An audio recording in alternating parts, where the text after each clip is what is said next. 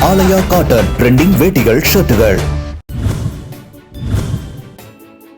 அம்பத்தூர் சட்டமன்ற தொகுதி திமுக வேட்பாளர் மருத்துவர் பூர்ணிமா தொகுதிக்குட்பட்ட பல்வேறு பகுதிகளில் உதயசூரியன் சின்னத்திற்கு தீவிர வாக்கு சேகரிப்பில் ஈடுபட்டார். அப்போது அவர் 90வது வார்டில் அம்பேத்கர் உருவப்படத்திற்கு மாலை அணிவித்து திமுகவின் நலத்திட்டங்களை பொதுமக்களிடம் எடுத்துக் கூறி வாக்கு சேகரிப்பில் ஈடுபட்டார்.